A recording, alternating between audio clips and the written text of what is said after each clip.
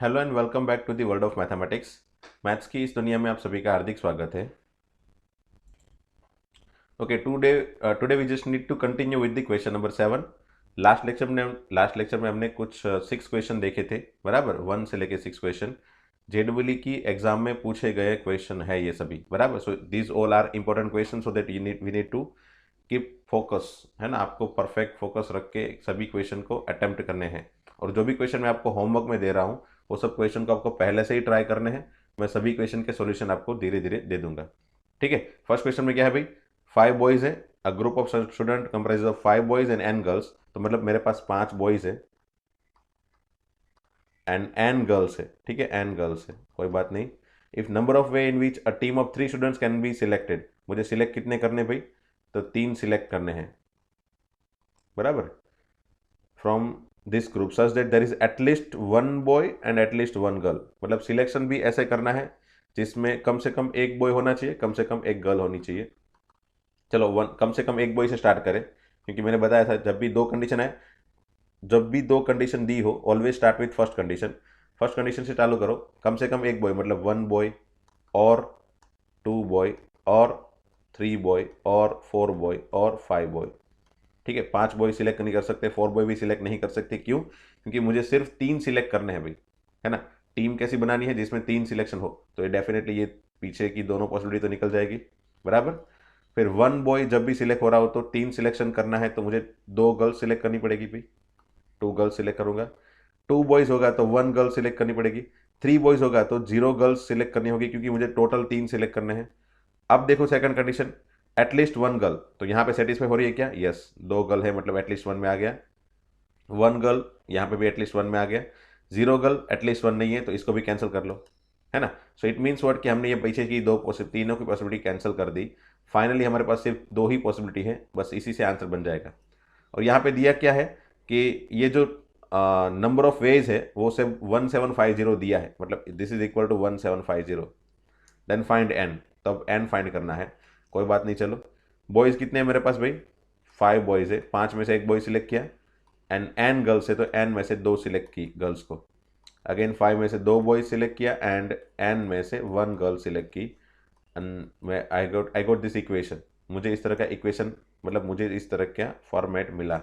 अब इसको सॉल्व करना है, एन की वैल्यू फाइंड करनी है, और कुछ नहीं है ना। तो चलो फटाफट से फाइंड कर लेता हूँ। 5 इंटू एन मतलब एन C2 मतलब N into N minus 1/2 plus 5C2 मतलब 10 into N equal to 1750। Now let me solve this equation.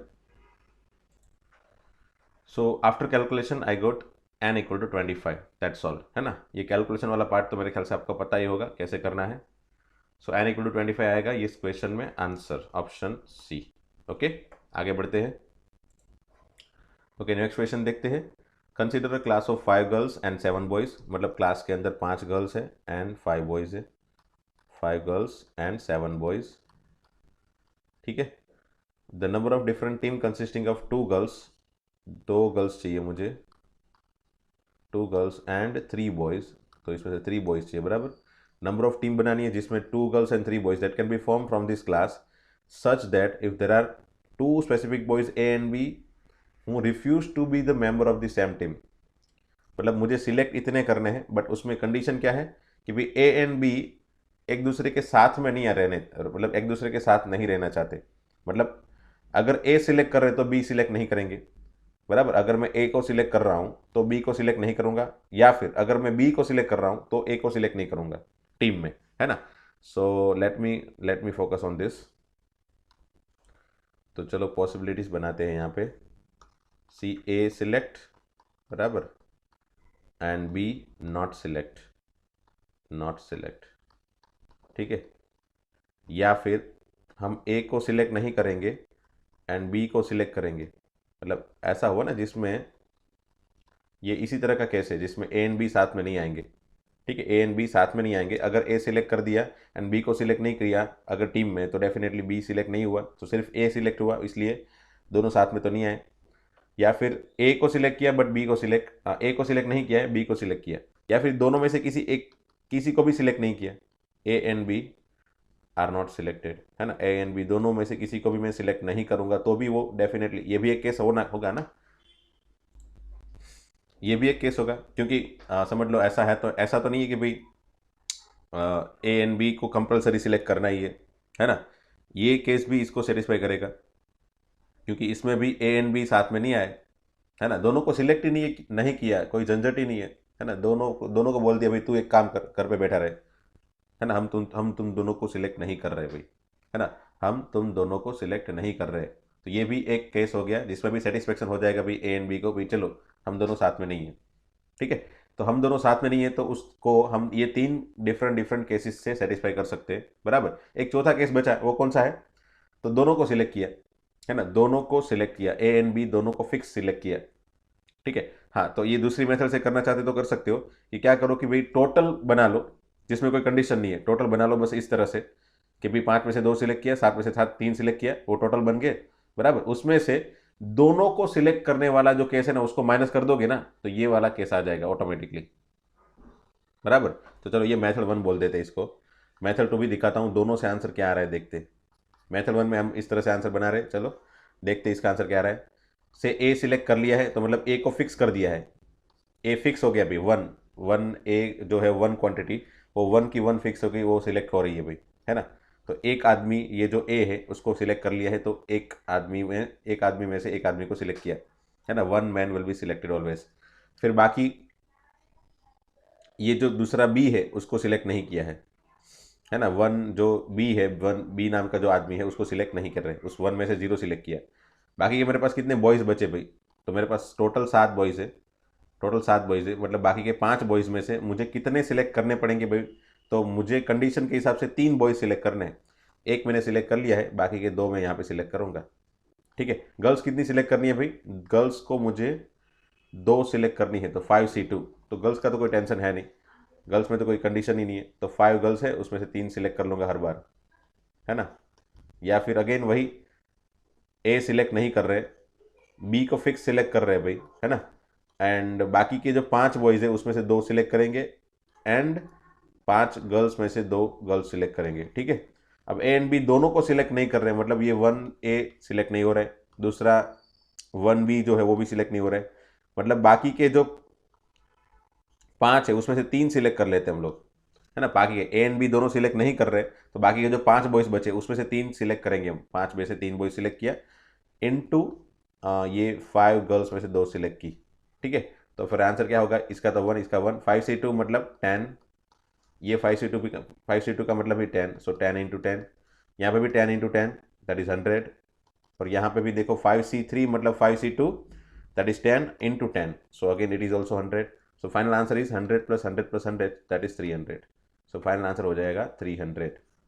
Okay, तो ये हो गई फर्स्ट मेथड। सेकंड मेथड देखनी है, मैंने क्या बताया, टोटल हमेशा ही 4 केस होते हैं, ए सिलेक्ट करो, बी नॉट सिलेक्ट करो, ए नॉट सिलेक्ट, बी सिलेक्ट, या फिर ए एंड बी दोनों नॉट सिलेक्ट, बराबर। चौथा केस कौन सा होता है भाई?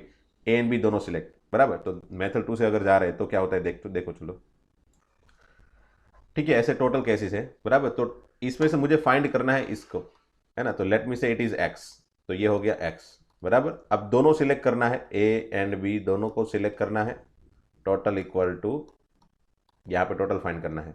अब टोटल कितने आएंगे भाई? तो टोटल डायरेक्टली विदाउट केस देख लो, 5 में से 2 गर्ल्स सिलेक्ट की एंड 7 बॉयज में से 3 बॉयज सिलेक्ट किए, तो 5C2 and 7C3 that is equal to X into, अब दोनों बॉयज सिलेक्ट कर लिए, बराबर। दोनों बॉयज सिलेक्ट किए मतलब एक बॉयज 1 नाम का, ए नाम का आदमी सिलेक्ट कर हो गया, 1 बी नाम का आदमी भी सिलेक्ट हो गया, और बाकी के जो 5 बचे उसमें से एक ही पॉसिबिलिटी बचेगी सिलेक्शन की, है ना। क्योंकि 2 तो फिक्स हो गए, ए एंड बी नाम के आदमी तो फिक्स हो गए, तो ए एंड बी फिक्स हो गए, बाकी के जो 5 है उसमें से सिर्फ मेरे पास एक ही पॉसिबिलिटी बची सिलेक्ट करने की, क्योंकि टोटल तो मुझे 3 ही सिलेक्ट करने हैं, है ना। एंड गर्ल्स अगेन 5 गर्ल्स में से 2 सिलेक्ट करनी है, तो ये तो होगा ही।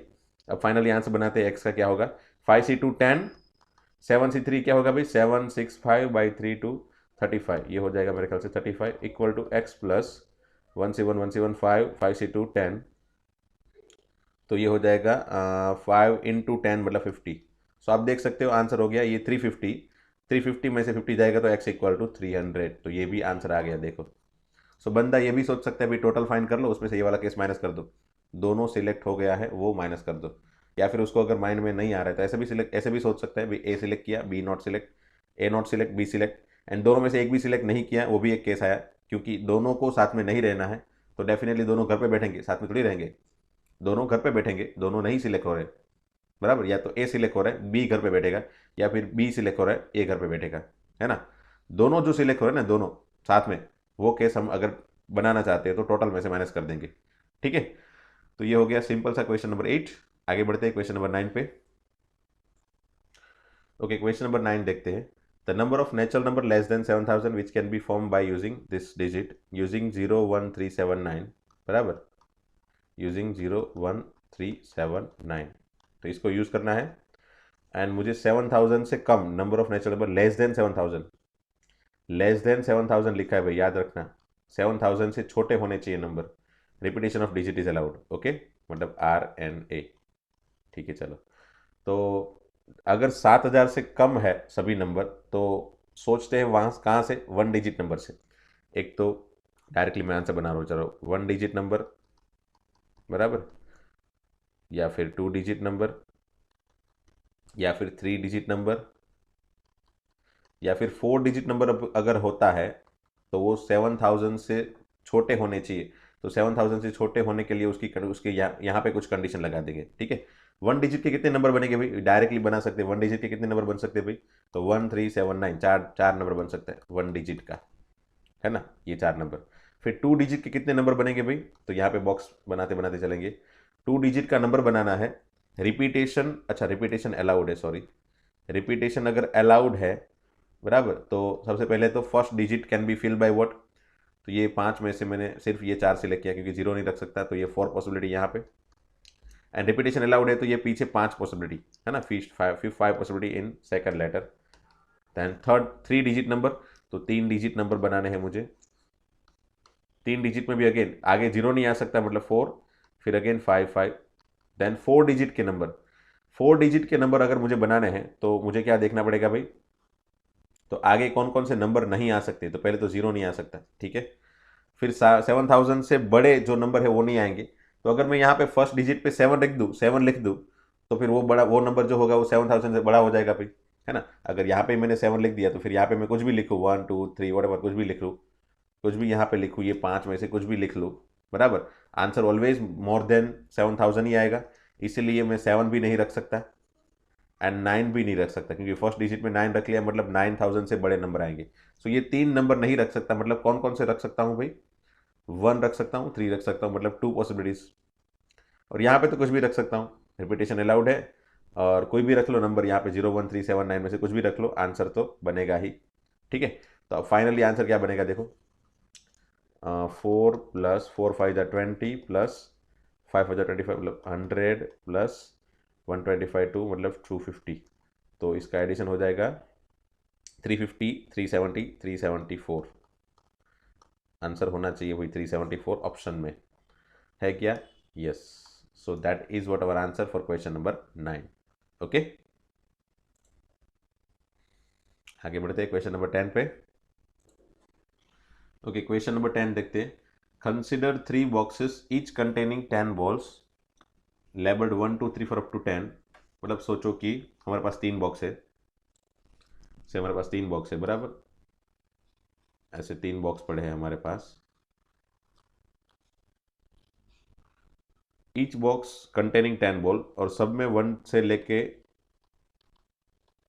10 नंबर के बॉल पड़े हैं सब में, बराबर, सब में ये 1 से लेके 10 नंबर के बॉल सभी के अंदर पड़े हैं, ओके। चलो ठीक है, suppose 1 ball is randomly drawn from each of the box, मतलब सभी में से एक एक बॉल उठा लिया, okay, denote by NI, okay, suppose 1 ball is randomly drawn from each box denoted by NI, the label of the ball drawn from the ith box, मतलब first box में से उठाया उसको N1 बोला, N1 लेबल दिया, second box में उठाया उसको N2 लेबल दिया, एंड थर्ड बॉक्स में से उठाया उसको N3 लेबल दिया, बराबर।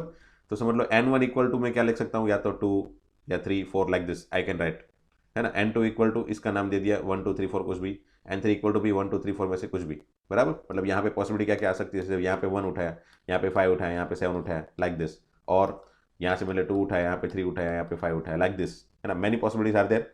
अब आगे क्या लिखा है भाई, कैसी पॉसिबिलिटी मुझे चाहिए, then the number of way in which the ball can be chosen such that मतलब मुझे बॉल चूज करने हैं but with the condition n1 less than n2 less than n3।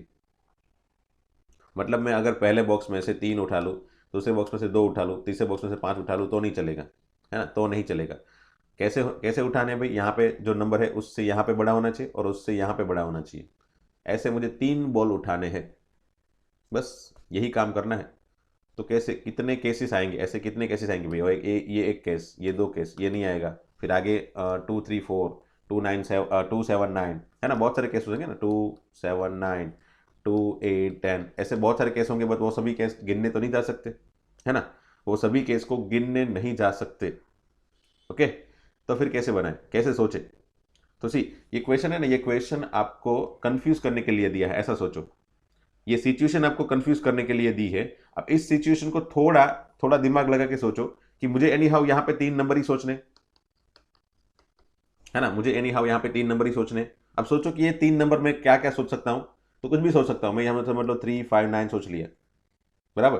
तो 3 5 9 सोच लिया मैं, 3 9 5 नहीं ले सकता, 3 9 5 नहीं ले सकता, 9 3 5 नहीं ले सकता, ये सभी नंबर नहीं ले सकता मैं। कोई भी मैं अगर कोई भी 3 नंबर में ले रहा हूं तो उसकी अंदर अंदर की अरेंजमेंट में नहीं ले सकता, है ना, अंदर अंदर की अरेंजमेंट में ले नहीं सकता। मतलब ये 3 नंबर कितने तरीके से अंदर अंदर अरेंज हो सकते हैं, तो समझ लो 3 5 9 या फिर 3 9 5 या फिर 5 3 9 या फिर 5 5 9 3 या फिर 9 3 5 या फिर 9 5 3। ये एक्चुअल में अगर मैं 3 बॉल कोई भी ले रहा हूं तो वो 3 बॉल इस 6 तरीके से आ सकता है, इस 6 तरीके आ सकता है। बट उसमें से कौन सा गिना जाएगा, तो सिर्फ ये 3 5 9 ही गिना जाएगा, क्योंकि उसी में ऑर्डर है, बाकी सब में ऑर्डर तो है नहीं। जो हमको चाहिए वो order n1 less than n2 less than n3 वाला ऑर्डर सिर्फ इसी में है। मतलब अल्टीमेटली अल्टीमेटली सोचो कि मेरे पास 10 बॉल पड़े हैं घर पे, मेरे पास 10 बॉल पड़े हैं, ये अब भूल जाओ थोड़ी देर के लिए, 3 बॉक्स है, बराबर। सिर्फ ऐसा सोचो कि मेरे पास 10 बॉल पड़े हैं, उसमें से मैं 3 बॉल कितने तरीके से चूज कर सकता हूं। तो मैं समझ लो मैंने चूज कर लिया 4 7 1, बराबर। ये चूज किया, इसको अरेंज नहीं किया है, चूज किया, बस अरेंज मैंने अपने हिसाब से यहाँ पे एक ही तरीके से अरेंज कर दिया। तो जितने तरीके से मैं चूज करूंगा उसको सिर्फ अरेंज करके यहाँ पे लिख दूंगा। वंस अगेन, मैंने ये 3 बॉल चूज किए और उसको उठा के यहाँ पे इस तरीके से अरेंज करके रख दिए, है ना। सोचो कि ऐसा सोचो थोड़ी देर के लिए वापस एक बार कि मैंने जो भी 3 बॉल उठाए उसको मैं यहाँ पे, ये 3 बॉक्स पड़े हैं मेरे पास, बराबर, 3 बॉक्स पड़े n1 n2 n3 के, बराबर।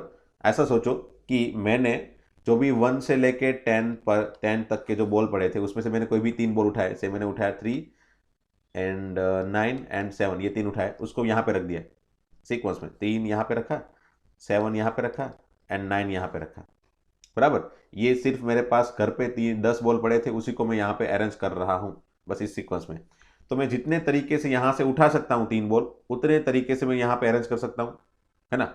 जितने तरीके से मैं यहाँ से उठा सकता हूँ 3 बॉल, मतलब यहाँ से मैं कितने तरीके से उठा सकता हूँ, तो 10 से 3 तरीके से मैं यहाँ से 3 बॉल उठा सकता हूँ 10 में से, बराबर। तो जितने तरीके से मैं यहाँ पे उठा सकता हूँ उतने तरीके से मैं यहाँ पे भर सकता हूँ ये 3 बॉल को, बराबर। जितने तरीके से मैं यहाँ पे भर सकता हूँ उतने तरीके से मैं यहाँ पे सिलेक्ट कर सकता हूँ 3 बॉल को, है ना। क्योंकि यहाँ पे समझ लो अलग अलग पॉसिबिलिटी आएगी, वो सब पॉसिबिलिटी कौन कौन सी होगी, ऐसी ही यही आएगी, 3 7 9 1 5 2 सॉरी 1 2 5 ना 8 9 10, यही सब पॉसिबिलिटी यहाँ से उठाई, वही पॉसिबिलिटी यहाँ पे रख दी, और वही पॉसिबिलिटी यहाँ पे पॉसिबल हो सकती है ना। उसी को लेना है जिसमें ये 3 को एग्जैक्टली इस सीक्वेंस में अरेंजमेंट मिले, है ना। तो वंस अगेन एक बार और शांति से सुनो, मेरे पास ये सिचुएशन को मैंने हटा दी थोड़ी देर के लिए। मेरे पास 10 बॉल पड़े हैं, उसमें से मैंने 3 बॉल उठाए, और वो मैंने बॉल किसी भी तरीके से उठाए, है ना, क्योंकि ये तो एक ही मेरे पास बैग पड़ा था, उसके अंदर मेरे पास 10 बॉल पड़े थे, और उसमें से मैं उठा रहा हूँ, पहला बॉल उठाया 5 नंबर का, फिर मैं 2 नंबर का उठा रहा हूँ, फिर 7 नंबर का उठा रहा हूँ, बराबर। उठा तो दिया मैंने, बराबर। फिर उसको मैंने यहाँ पे अरेंज कर दिया, तो ये 5 को मैंने यहाँ पे अरेंज किया, 2 को यहाँ पे अरेंज किया एंड 7 को उस तरफ अरेंज किया। तो जितने तरीके से मैं ये उठा सकता हूँ उतने तरीके से मैं यहाँ पे सीक्वेंस में डाल सकता हूँ, बराबर। और जितने तरीके से मैं यहाँ पे सीक्वेंस में डाल सकता हूँ उतने तरीके से यहाँ से मैंने 3 चीज़ें उठाई है। पहली चीज़ जो उठाई उसको मैंने यहाँ पे रखा, दूसरी चीज़ जो उठाई उसको मैंने यहाँ पे रखा, और तीसरी चीज़ जो भी उठाई उसको मैंने यहाँ पे रखा, है ना। इतने तरीके से ही रख सकता हूँ, क्योंकि यहाँ पे मैं जो भी चीज़ें उठाऊंगा वो उन चीज़ों को भी मैं ऐसे ही रखूंगा सीक्वेंस में, N1 कम होना चाहिए, उससे बड़ा होना चाहिए N2, उससे बड़ा होना चाहिए N3। सो वंस अगेन नहीं, अब मैं डायरेक्टली फॉर्मूला बोल देता हूं कि भाई tan c3 तरीके से मैं यहां से बॉल उठा सकता हूं, उतने तरीके से ही यहां पे मैं N1 N2 N3 को चूज कर सकता हूं विद दिस कंडीशन। ओके, तो सिंपल से स्टेटमेंट लिख लेते हैं। Number of way of choosing N1 N2 N3 such that N1 less than N2 less than N3 equal to number of way of choosing 3 balls from 10 balls। बस 10 ball में से 3 ball को जितने तरीके से चूज कर सकता हूं उतने तरीके से मैं ये 3 बॉल अलग अलग बॉक्स में से उठा के N1 less than N2 less than N3 की सीक्वेंस में रहे उस तरह से रख सकता हूं, उठा सकता हूं मतलब, है ना। सो आंसर क्या हो जाएगा, tan c3, और उसका आंसर होगा 10 इंटू 9 इंटू 8 डिवाइडेड बाई 3 2 1। तो ये हो जाएगा कैंसिल, कुछ 3 3 जा और ये 2 5 जा या फिर 2 4 जा, तो 4 3 जा 12 एंड 0 लगा देंगे तो 120। So answer is 120। ठीक है, 120 आंसर होगा ऑप्शन बी, क्वेश्चन नंबर 10 का। ओके, तो ये क्वेश्चन में याद रखा है ना हमने, ये याद रखा कि 3 बॉक्स में से जो भी बॉल उठा रहे, एक बॉल उठा रहे बराबर, एंड इस सीक्वेंस में जो हम रखते हैं उसी सीक्वेंस में रखने का दूसरा तरीका यही है ना। तो this one equal to this one, ये याद रखना है हमको, है ना। N1 N2 N3 3 बॉक्स में से उठाना है इस तरीके से, that is also equal to number of choosing 3 ball from the 10 balls. Okay, चलो तो आगे बढ़ते हैं। There are m men's and 2 women's participating in a class chess tournament. Okay, फिर ये जो पॉसिबिलिटी है वो लिख ली मैंने, m मैन है 2 वुमेन है, कोई चेस टूर्नामेंट खेल रहे भाई। Each participant play 2 games with every other participant. ये याद रखना कि कोई भी पार्टिसिपेंट है वो दूसरे 2 पार्टिसिपेंट के साथ खेलेगा बराबर, 2 गेम खेलेगा, 2 गेम, याद रखना 2 गेम खेलेगा। कोई भी पार्टिसिपेंट दूसरे पार्टिसिपेंट के साथ 2 गेम खेल रहा है, इस तरह की गेम है बराबर। If the number of games played at by the man between themselves, यहां तक रखते चलो। If the number of game played by the man between themselves, मतलब जो भी पर्सन्स जो मैन है वो एक दूसरे के साथ जितनी गेम खेल रहे वो, तो पहले वो काउंट कर लेते हैं, मैन कितनी गेम खेलेंगे एक दूसरे के साथ। तो उसे सोचो कि भी ऐसे राउंड में सबको खड़ा कर देते हैं, चलो जितने भी मैन है उसको राउंड में खड़ा कर देते हैं। ओके, ये कल हमने सिचुएशन देखी थी, इसी सिचुएशन है, ऐसी सिचुएशन ही आएगी देखो।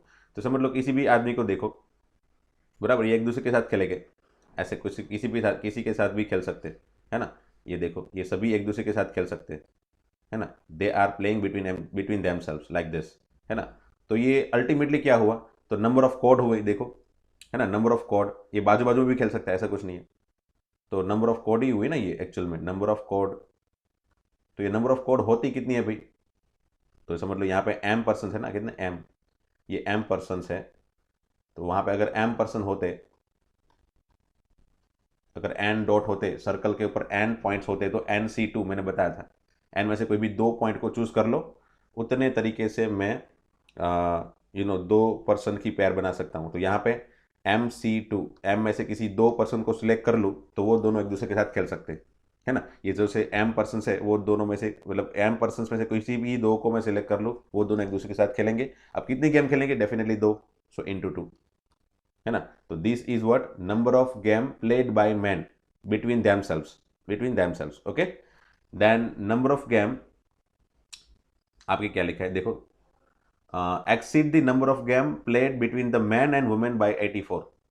मतलब क्या हुआ कि भाई number of game played by man between themself, मतलब मैन विथ मैन, ये जितनी भी गेम बनेंगी वो मैन विथ वुमेन की गेम जो बन रही है उससे 84 जितना एक्सीड हो रहा है भाई, है ना। तो ये 84 जितना एक्सीड हो रहा है, मतलब दिस वन प्लस 84, है ना। मैन विथ वुमेन यहाँ पे लिखा है देखो, the number of game played between the man and the women, मतलब मैन एंड वुमेन एक दूसरे के साथ जितनी भी गेम खेलेंगे बराबर, उसमें 84 ऐड करना पड़ेगा, क्योंकि 84 जितना एक्सीड हो रहा है ये मैन विथ मैन बराबर गेम्स, क्योंकि वुमेन बहुत कम है ना, वुमेन सिर्फ 2 है देखो। सो सिर्फ 2 वुमेन है, इसीलिए मैन विथ वुमेन जितनी भी गेम खेलेंगे उसमें 84 ऐड करेंगे, तब जाके मैन वर्सेस मैन की जितनी गेम बनेगी ना वो होगी, बराबर। अब मैंने ये तो काउंट कर लिया, ये कितना था 2 इंटू MC2, कितना था 2 into MC2, that is equal to man versus women, वो कितनी गेम होगी भाई। तो सोचो कि मेरे पास कितनी, 2 वुमेन है, बराबर, 2 वुमेन है एंड M मैंस है, बराबर। ऐसा सोचो कि भाई ये 2 वुमेन, ये पहली वुमेन है और ये दूसरी वुमेन है यहाँ पे खड़ी है, और यहाँ पे ये जो भी है M पर्सन खड़े हैं, बराबर। पहली वुमेन से सोचा, पहली वुमेन्स के बारे में सोचा, तो ये किस किस किस साथ खेल सकती है भाई, तो फर्स्ट ये इसके साथ, इसके साथ, इसके साथ, ये सभी के साथ खेल सकती है। कितने लोग हैं यहाँ पे M, मतलब ये पहली जो वुमन है वो M लोगों के साथ खेलेगी। कितनी गेम खेलेगी भाई, 2M, है ना। कितनी गेम खेलेगी, 2 गेम खेलेगी ना, तो डेफिनेटली 2M, बराबर।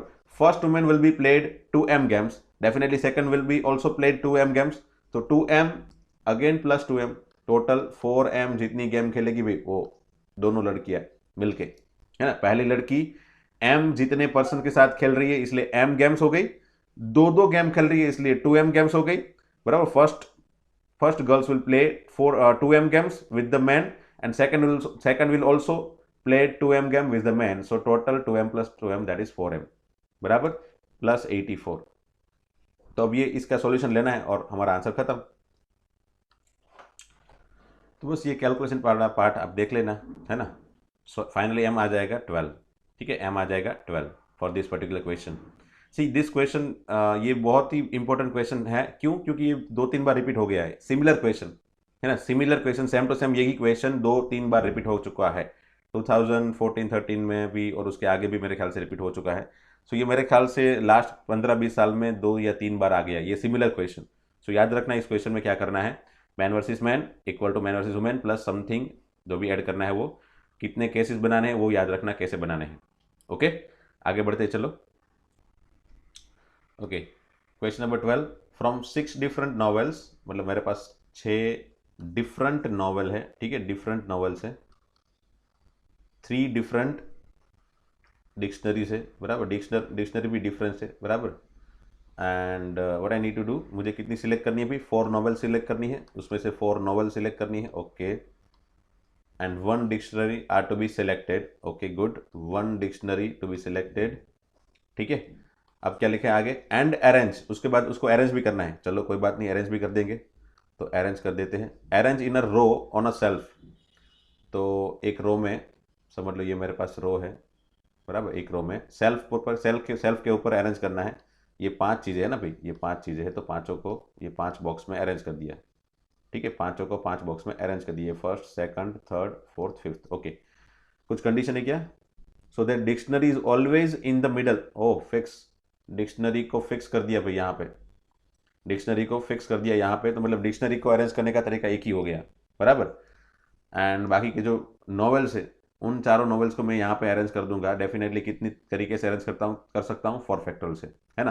तो फाइनली मेरा आंसर क्या बनेगा, देखो सबसे पहले मुझे सिलेक्ट करना पड़ेगा भाई, 6 डिफरेंट नॉवेल है, तो डिफरेंट नॉवेल, 6 डिफरेंट नॉवेल में से 4 डिफरेंट नॉवेल सिलेक्ट करनी है, 6C4 डिफरेंट चीज़ें है ना, इसलिए 6C4 इंटू 3 डिफरेंट नॉवेल में से 1 डिफरेंट नॉवेल सिलेक्ट करनी है, 3C1, सॉरी 3 डिफरेंट डिक्शनरी में से 3 डिफरेंट डिक्शनरी में से 1 डिफरेंट डिक्शनरी, मतलब 1 डिक्शनरी सिलेक्ट करनी है, 3C1। अब मेरे पास जैसे ये 4 नॉवेल, जैसे ये 4 नॉवेल एंड 1 डिक्शनरी वो सिलेक्ट करके आ जाए, बराबर, ये 4 नॉवेल एंड डिक्शनरी सिलेक्ट होके आ जाए, उसको मुझे अरेंज करने हैं, तो मैंने डिक्शनरी को तो उठा के यहाँ पे रख दिया, ठीक है, डिक्शनरी को तो उठा के रख दिया, ये 4 नॉवेल को मुझे इस 4 प्लेस पे, ये सेल्फ के ये 4 प्लेस पे अरेंज करनी है। कितने तरीके से अरेंज कर सकता हूँ, तो 4 चीज़ों को 4 प्लेस पे अरेंज करने का तरीका होता है 4 फैक्टोरियल, बस यही है ना, यही है प्रैक्टिकल चीज़ें जो हमको समझनी होती है, बस ये आंसर बना लो, 6C4 मतलब 6C2, 6 बाई ये हो जाएगा 15 इंटू 3 इंटू 4 फैक्टर मतलब 24, तो ये आंसर हो जाएगा 15 into 3 that is 45 into 24, and इसका मल्टीप्लीकेशन हो जाएगा एटलीस्ट 1000, मेरे ख्याल से ये 1000 से बढ़ जाएगा, चलो फिर भी गिन लेते हैं, 5 4 जा 20, 0 2, 4 4 जा 16 प्लस 10 26 9 28 एंड 4 2 जाए 1080 मतलब एटलीस्ट 1000, एटलीस्ट 1000 आंसर नहीं दिया है, इसलिए इसमें ऑप्शन मुझे देखने पड़ेंगे, है ना, एटलीस्ट 1000 आएगा, कम से कम 1000 तो आएगा ही, क्योंकि 1080 आंसर आ रहा है। तो इस पर्टिकुलर 4 ऑप्शन में से कौन सा मैच होगा, तो 1000 से बड़ा एटलीस्ट 1000। ओके, ये क्वेश्चन भी रिपीट हो चुका है, ये क्वेश्चन आगे भी आ चुका है ना, वापस एक बार रिपीट हुआ 2018 में, देखो। सो बहुत सारे क्वेश्चन रिपीट हो रहे हैं भाई, है ना, वो ध्यान रखना, बहुत सारे क्वेश्चन रिपीट हो रहे हैं। सो आपको सभी क्वेश्चन पुराने साल के तो सभी question as it is perfectly कर ही लेने हैं, मैथड परफेक्टली कर लेनी है, ताकि कभी भी कंफ्यूजन ना रहे। ओके ओके, क्वेश्चन नंबर 13 देखते हैं। A man X has 7 friends, 4 of them are ladies and 3 are man. मतलब कोई एक एक्स नाम का आदमी है, उसके 7 फ्रेंड्स हैं, जिसमें से 4 गर्ल्स है एंड 3 मैन है ना, जो भी 7 फ्रेंड है उसमें से 4 गर्ल्स है एंड 3 बॉयज है, ऐसा सोच लो। And his wife Y has also 7 friend, उसकी वाइफ के पास भी 7 फ्रेंड है, उसमें से 3 of them are ladies and 4 are man. Assume X and Y have no common friend, मतलब कोई भी कॉमन फ्रेंड नहीं है, मतलब सभी जो भी एलिमेंट, सभी जो भी ऑब्जेक्ट उसके पास पड़े हैं, ऐसा सोच लो कि वो सभी ऑब्जेक्ट है, सभी जो फ्रेंड है वो ऑब्जेक्ट है, वो सभी डिस्टिंक्ट है ना, कोई भी ऑब्जेक्ट एक दूसरे के साथ मैच नहीं होगा, मतलब सभी फ्रेंड एक दूसरे के साथ मैच नहीं होंगे। इसके 7 फ्रेंड और इसके 7 फ्रेंड, एक्स के भी 7 फ्रेंड, वाई के भी 7 फ्रेंड, सभी अलग अलग है। ठीक है, तो ये मैंने यहाँ पे लिस्ट बना के रख दिया है भाई। ठीक है, एक्स मैन है, उसके 4 लेडीज फ्रेंड है, 3 मैन फ्रेंड है, टोटल 7 फ्रेंड इसके, 7 फ्रेंड इसके, उसमें से 3 लेडीज एंड 4 मैन। बराबर, आगे बढ़ते क्या है, then the total number of way in which X and Y together can throw a party. मतलब एक्स एंड वाई, ये जो मैन एंड वाइफ है, वो घर पे पार्टी दे रहे हैं भाई, ऐसा सोचो। बराबर, घर पे पार्टी दे रहे, एंड उस पार्टी में उन लोग को 6 लोगों को यहाँ पे इनवाइट करना है, 3 लेडीज एंड 3 मैन, है ना। जो भी 6 लोग इनवाइट कर रहे हैं उसमें से 3 मैन होने चाहिए, 3 वुमेन होनी चाहिए। बराबर, एंड ऐसी कंडीशन भी होनी चाहिए, so that 3 friend of each of the X and Y are in the party. मतलब कंडीशन क्या होनी चाहिए भाई, 3 मैन 3 वुमेन सिलेक्ट होनी चाहिए इसमें से। बराबर, एंड साथ में ये भी कंडीशन होनी चाहिए कि भाई ये जो एक्स है उसके 3 फ्रेंड और वाई के भी 3 फ्रेंड ऐसे सिलेक्ट होने चाहिए। ठीक है, तो चलो नंबर ऑफ पॉसिबिलिटी यहाँ पे बनाते हैं। नंबर ऑफ पॉसिबिलिटी से ऐसा सोचो कि एक्स के समझ लो सबके 3 लेने हैं, 3 मैन एंड 3 वुमेन, एंड साथ में 3 फ्रेंड इसके भी लेने हैं। बराबर, तो ऐसा सोच लो कि यहाँ से चालू करते हैं, तीनों की तीनों लेडीज ले लेते हैं। बराबर, तो 0 मैन लेंगे यहाँ से हम लोग। ठीक है, तीनों की तीनों लेडीज जब भी लेंगे तो डेफिनेटली एक्स में से 3 वुमेन 0 मैन लेंगे, एंड वो पर्टिकुलर केस में वाइफ की तीनों मैन लेंगे, तो यहाँ पे 0 लेडीज होंगी। बराबर, और 3 मैन होंगे, याद रखना ये फर्स्ट पॉसिबिलिटी हुई। बराबर, फर्स्ट पॉसिबिलिटी में मतलब यहाँ पे मैंने तीनों की तीनों लेडीज ले ली, तो यहाँ पे तीनों के तीनों मैन ले लिए। तीन तीन दोनों के 3 फ्रेंड आ गए, हाँ आ गए, 3 लेडीज आ गई, 3 मैन आ गए, यस। याद रखना है 2 कंडीशन सेटिस्फाई होनी चाहिए, 3 लेडीज 3 मैन एंड दोनों के 3 फ्रेंड, बस। अब समझ लो मैंने यहाँ पे रख दिए, यहाँ पे रख दी 2 लेडीज एंड 1 मैन। बराबर, एक्स जो मैन है उसके 2 ladies friend and 1 man friend मैंने सिलेक्ट किए, मतलब टोटल 3 सिलेक्ट हो गए इसके। अब इसके भी 3 सिलेक्ट करने हैं, बट कैसे, इसमें इसकी 2 लेडीज आ गई तो इसमें एक ही लेडीज आनी चाहिए, क्योंकि टोटल लेडीज भी 3 ही होनी चाहिए, टोटल लेडीज 3 हो गई, यस। इसमें से 1 मैन आ गया तो यहाँ पे 2 मैन सिलेक्ट कर सकता हूँ, क्योंकि टोटल 3 हो गए, यस हो गए। अब देखो यहाँ पे अगेन कंडीशन सेटिस्फाई हो गई, yes. Total 3 ladies, total 3 man, yes. इसके 3 फ्रेंड, इसके 3 फ्रेंड, यस। तो अब इसी तरीके से पॉसिबिलिटी आगे बढ़ाते रहो, यहाँ पे कम करते रहो, 1 यहाँ पे बढ़ाते रहो, यहाँ पे कम करो, सॉरी बढ़ाओ, यहाँ पे कम करो। ठीक है, यहाँ पे और एक कम किया और एक बढ़ा दिया, यहाँ पे और एक कम किया और एक सॉरी यहाँ पे बढ़ाया और कम किया। ठीक है, ये 2 and 3, सो लाइक दिस। अब और कोई पॉसिबिलिटी आ सकती है भाई, नहीं, 0 से आगे बढ़ाएंगे तो आगे कम करेंगे तो -1 हो जाएगा भाई, -1 लेडीज थोड़ी फ्रेंड होगी। तो बस इतनी 4 पॉसिबिलिटी आएंगी और कुछ नहीं, है ना। तो चारों के आंसर बनाते चलते चलो। 4 में से 3 सिलेक्ट की, 4 में से 3 लेडीज सिलेक्ट की, 4C3। ठीक है, अब 3 में से 0 सिलेक्ट करना है, मतलब 1 पॉसिबिलिटी लिखते नहीं, हम नहीं लिखेंगे बार बार, है ना। 3 में से 0 सिलेक्ट किया, वो लिखने की जरूरत है नहीं, उसका आंसर 1 ही होगा। ये 3 में से 0 सिलेक्ट किया, नहीं लिखने की जरूरत नहीं है। 4C3, ये 4 में से 3 मैन सिलेक्ट किए। बराबर, 4 में से 3 मैन सिलेक्ट किए। अब अगेन बराबर, ये फर्स्ट पॉसिबिलिटी होगी। और सेकंड पॉसिबिलिटी देखते हैं, 4C2 into 3C1, 4C2 into 3C1 into यहाँ से भी 3C1 इंटू 4C2। ओके, तो ये हो गया सेकंड केस। फिर थर्ड केस कौन सा होगा भाई, 4C1, 4 में से 1 फ्रेंड, 1 लेडीज, 3 में से 2, यहाँ पे 3 में से 2 और यहाँ पे 4 में से 1, तो तो इसको लिख लिया, चलो 4C1 3C2 into 3C2 into 4C1 and last case ये 4 में से 0 सिलेक्ट हुआ, फिर 3 में से 2 3, ये 3 में से 3 सिलेक्ट हो गया और ये 4 में से 0 सिलेक्ट हुआ। तो आंसर क्या बन जाएगा भाई, ये 4 में से 0 सिलेक्ट हुआ मतलब कुछ भी नहीं है, 1 होगा, उसको लिखने की जरूरत वैसे भी नहीं है। 3C3 भी 1 हो गया, ये 3C3 भी 1 होगा और लास्ट में 4C0 भी 1 ही होगा। तो लास्ट का केस तो सिर्फ 1 ही हुआ। अब गिन लेते चलो, 4C3 मतलब 4, ये भी 4, 4 4 16 प्लस 4C2 मतलब 6, 6 into 3 into 3 into 6 like this. तो 6 6 36 इंटू 9 डायरेक्टली लिख रहे भाई, जितना हो सके उतना कैलकुलेशन फास्ट करेंगे हम लोग। प्लस ये 4 3C2 6 इंटू 4, तो ये हो जाएगा 6 4 24 इंटू 24 का स्क्वायर, ठीक है ना, प्लस ये 1, सॉरी यहाँ पे जो है ना ये 4, ये 3C2 मतलब 3 होगा, 4 इंटू 3 इंटू 3 इंटू 4 मतलब ये 12 इंटू 12 मतलब 144, डायरेक्टली लिख ले 144। ओके, अब ये सब का एडिशन क्या होगा भाई, देखो ये 16 प्लस 36 9 जा कितना होगा भाई, 36 10 जा 360, उसमें से 36 निकाल लो तो मेरे ख्याल से 216 होगा, 140 सॉरी 360, उसमें से 36 निकालोगे तो कितना होगा भाई, 4 5 में से 2, ये 324 होगा, 324। एंड फाइनली आंसर क्या होगा भाई, 4 4 4 5 6 7 6 प्लस 6 3 30 3 4, ये कहीं कुछ मिस्टेक कर रहे भाई, हाँ, और ये पीछे +1 भी है। ओके, वापस एक बार ऐड कर देते सबको। 4 + 4 8, 8 + 6 8 + 6 14, कैरी 1 बराबर, फिर 4 + 1 5, 5 + 2 7, 7 + 1 7 + 1 8, ठीक है चलो, फिर ये 1 + 3 4, तो ये हो गया 484 आंसर इसका, 484 ऑप्शन हो गया डी। ओके, तो ये क्वेश्चन आपको ऐसा लग रहा होगा ये हर बार क्वेश्चन ऐसे नए नए दिख रहे भाई, ये क्वेश्चन भी रिपीट हो चुका है, वंस अगेन ये क्वेश्चन भी रिपीट हो चुका है 2 या 3 बार। एक बार तो ये क्वेश्चन स्टार्टिंई में 1985 के आसपास, मुझे एग्जैक्ट याद नहीं है बट 1985 के आसपास आईआईटी में पूछा गया था ये क्वेश्चन, आईआईटी में, मतलब जो अब जेडबलई एडवांस के इक्विवेलेंट एग्जाम पहले थी वो, है ना, पहले आईआईटी जेईई नाम बोला जाता था, अब जेडबलई एडवांस बोला जाता है, वो नाम, वही आईआईटी जेईई में ये क्वेश्चन पूछा गया था। एंड मुझे जब तक याद है तब तक 2014 15 या 16 में कहीं पे भी पूछा गया था, लास्ट 5 या 6 ईयर्स बिफोर, एंड ये लास्ट 2017 में पूछा गया है।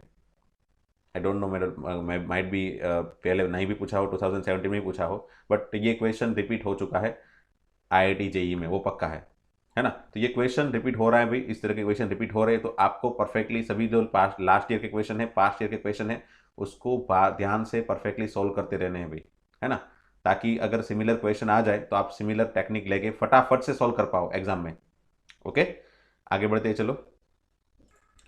और हमने एक एरर छोटी सी कर दी, ये लास्ट में 1 ऐड करना बाकी रह गया भाई, देखो 485 है ना, आंसर 485 आएगा, आंसर 485 आएगा, ठीक है।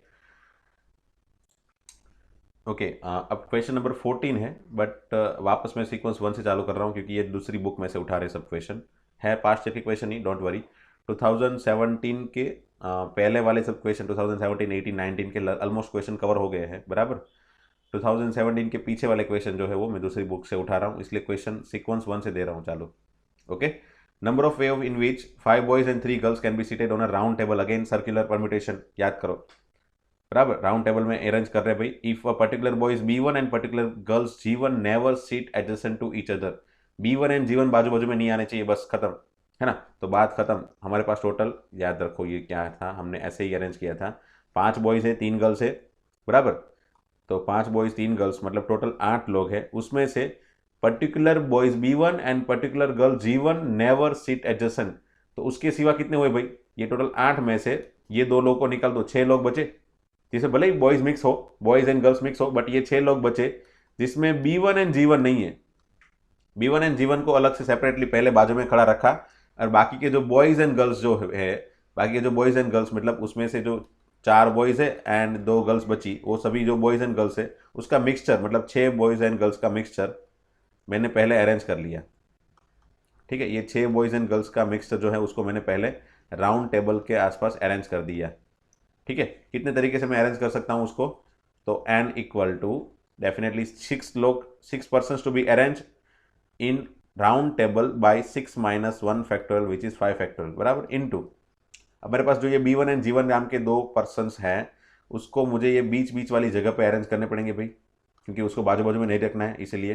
तो ये बीच में कितनी जगह बनी, 6 है ना, तो ये 6 प्लेस में से मैंने पहले 2 प्लेस सिलेक्ट कर ली बराबर, और वो 2 प्लेस पे इन दोनों को सिंपली अरेंज कर दिया 2 फैक्टोरियल से। 2 place can be filled by 2 factorial, है ना। सो ये हो गया boys and girls B1 and G1 का अरेंजमेंट खत्म।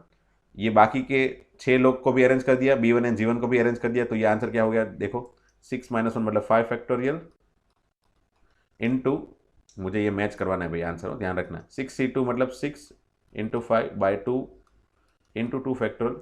Now you can see this 2 factorial 2 factorial cancel, what we are left with, हमारे पास बचा है 5 फैक्टोरियल इंटू 6 इंटू 5 बराबर। मुझे आंसर में से कुछ मैच करवाना है तो मैं कुछ ना कुछ सिंप्लीफिकेशन इसमें से करूँ, तो से इन दोनों को साथ में रखूंगा तो 6 इंटू 5 फैक्टोरियल इंटू 5, तो ये हो जाएगा 6 फैक्टोरियल इंटू 5। तो ऐसा कोई आंसर मैच हो रहा है क्या, देखो 6 फैक्टोरियल इंटू 5, हाँ ऑप्शन ए, तो यही होगा मेरा आंसर, है ना। उन लोग ने आंसर कुछ अलग तरीके से दिया है, हमारा आंसर इस तरीके से आ रहा है, इस तरीके से 5 फैक्टोरियल इंटू 6 5 30, तो हमारा आंसर अगर बनाने जाएंगे तो 5 फैक्टोरियल इंटू 30 ऐसा कुछ आंसर आ जाएगा।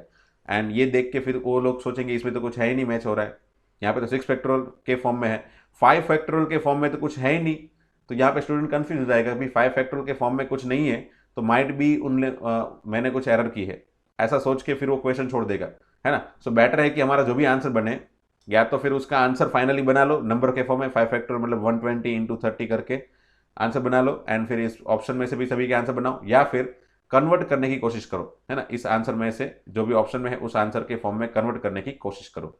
ओके, आगे बढ़ते चलो। ओके, क्वेश्चन 2, वैसे क्वेश्चन 2 एंड क्वेश्चन 3 इसमें है क्या, अभी ये एक क्वीन नाम का, मतलब कोई एक नंबर नाम दे दिया होगा बराबर, और उसको इंग्लिश डिक्शनरी के ऑर्डर में अरेंज करना है बराबर, क्वीन नाम के लेटर को यूज करके, क्वीन के लेटर कौन कौन से भाई, QUEEN, इसके लेटर को यूज करके इंग्लिश डिक्शनरी के ऑर्डर में अरेंज करना है। तो ये ऑर्डर में अगर अरेंज करेंगे बराबर इस लेटर को, तो क्वीन नाम कौन से पोजीशन पे आएगा वो पूछा है बराबर।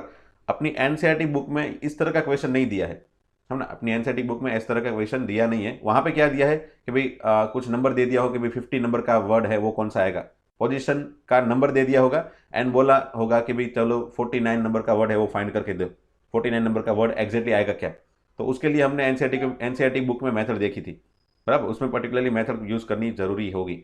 बट अगर हमारे पास कोई वर्ड है और उस वर्ड का पोजीशन, उसकी रैंक फाइंड करनी हो, तो वो क्वेश्चन थोड़ा इजी हो जाएगा। क्यों इजी हो जाएगा, क्योंकि इसके लिए शॉर्टकट है ना, इसके लिए एक शॉर्टकट है। और इसमें भी से देखो, इसमें स्मॉल है, स्मॉल नाम को डिक्शनरी ऑर्डर के हिसाब से कौन सी पोजीशन दे सकते हैं, इसके लिए भी शॉर्टकट है। तो ये दोनों शॉर्टकट वाले क्वेश्चन मैं नेक्स्ट लेक्चर में करवाऊंगा। क्यों, क्योंकि definitely it takes time, shortcut को सिखाना तो पड़ेगा मुझे, है ना। शॉर्टकट है मतलब ऐसा नहीं है कि भाई शॉर्टकट है तो बस कुछ छोटा सा फॉर्मूला लिख दिया और आंसर आ गया, इसकी एक प्रोसीजर है, और वो प्रोसीजर फॉलो करके वो शॉर्टकट हमको लिखना है ना। तो प्रोसीजर है जो है वो परफेक्टली हमको सीखनी पड़ेगी, एग्जैक्टली सीखनी पड़ेगी, and based on that procedure we can find the answer. अगर वो प्रोसीजर वाला जो शॉर्टकट वाला प्रोसीजर है वो नहीं सीखेंगे तो इसमें बहुत बड़ी बहुत बड़ी मेथड है। सो बेटर है कि वो बड़ी मेथड सीखने से अच्छा है डायरेक्टली शॉर्टकट सीखे, and that I will definitely give you in the next lecture. Okay, तो ये सेकंड एंड थर्ड क्वेश्चन का आंसर हम नेक्स्ट लेक्चर में देखेंगे। याद रखना किसके लिए था ये, डिक्शनरी के ऑर्डर में अगर अरेंज करो किसी वर्ड के लेटर को उठा के, तो पर्टिकुलर वो वर्ड है वो कौन से रैंक पे आएगा उसके लिए। ओके, क्वेश्चन नंबर 4 देखते हैं भाई, sigma r² + 1 into R factorial is equal to what. वैसे ये क्वेश्चन पीएनसी का तो नहीं है बराबर, बट फिर भी यहाँ पे दिया है बुक वालों ने बराबर, परम्यूटेशन कॉम्बिनेशन के पार्ट में दे दिया है इस क्वेश्चन को, तो चलो कर लेते, कोई बात नहीं।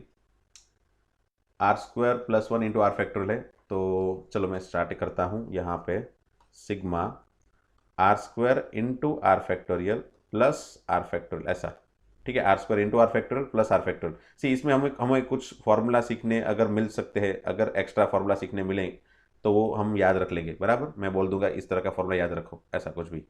और ये sigma R equal to 1 to 10 वो याद रखा है, यहाँ पे लिखा है, बराबर। बार बार मैं लिखूंगा नहीं, चलो पहले वाले में लिख लिया कि ये sigma R equal to 1 to 10 है, ठीक है।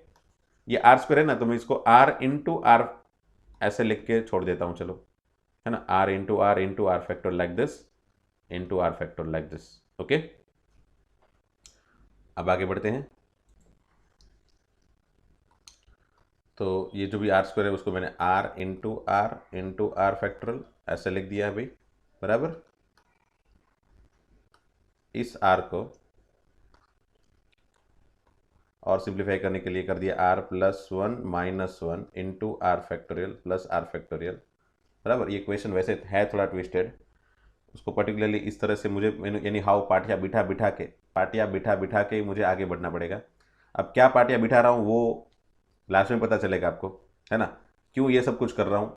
तो ये मैं कुछ Tn-1 फॉर्मेट, ये हम नेक्स्ट चैप्टर में देखेंगे JEE पोर्शन में, वो भी Tn-1 मतलब ये होता है क्या है, ये फॉर्मेट सब भी सिग्मा दिखाई दे ना, तो ये एक फॉर्मेट है, इससे भी आंसर बहुत इजीली बन जाएगा, है ना, इसलिए इसमें आंसर बहुत इजीली बन जाता है। अब ये फॉर्मेट है क्या, तो एक जनरल टर्म Tn का, और उस जनरल टर्म में n की जगह n-1 रखने पे वही जनरल टर्म ऐसा बन जाएगा। तो मतलब यहाँ पे भी वही इस तरह की कोई सीक्वेंस है जिसमें एक टर्म और उसमें n की जगह n-1 रखने पे दूसरा टर्म, वो दोनों का सब्ट्रैक्शन का फॉर्मेट अगर आ जाता है तो कैलकुलेशन कैसे करना है वो इजी, मतलब कैलकुलेशन इजीली हो जाता है, मतलब ultimately calculation will become so easy after this format, after getting this format, okay. तो मैं इस फॉर्मेट को लाने की कोशिश यहाँ पे कर रहा हूँ भाई, ओके। तो और आगे बढ़ते हैं। मैंने क्या किया, इसको r+1 को आर फैक्टर के साथ मल्टीप्लाई कर दिया, साथ में r तो है ही, so r into r+1 into R factorial minus r into 1 into R factorial, ठीक है, मतलब r into R factorial plus R factorial like this, okay. अब मेरे पास यहाँ पे इन दोनों का मिक्सचर क्या बन जाएगा भाई, याद करो क्या होगा भाई, r+1 फैक्टोरियल, याद करो, है ना, r+1 फैक्टोरियल। और यहाँ पे इन दोनों में से मैं आर फैक्टोरियल कॉमन निकाल लूँ, माइनस आगे ले लूँ एंड आर फैक्टोरियल कॉमन निकाल लूँ, तो यहाँ पे बचेगा क्या भाई, r, और यहाँ पे क्या बचेगा भाई 1, बट माइनस कॉमन निकाला ना इसलिए बीच में भी 1, ठीक है। अब ये देखो, सिंपली नोटिस करो यहाँ पे क्या नोटिस किया भाई, r into r+1 factorial minus r-1 into R factorial. देखो जैसे ही आपने यहाँ पे नोटिस क्या किया, TR एंड TR-1 का फॉर्मेट, ये कौन सा फॉर्मेट है भाई, TR-1 का फॉर्मेट है। देखो अगर मैं इसको TR ले लूँ, इसको अगर मैं TR ले लूँ, तो ये क्या हो गया भाई, R की जगह R-1 करने पे यही फॉर्मेट बनेगा। देखो R की जगह R-1 करने पे ये मिला, और इसमें भी R+1 में है, उसमें एक कम कर दिया, आर फैक्टोरियल हो गया। देखो तो R में एक कम करने से मुझे ये वाला फॉर्मेट मिल रहा है।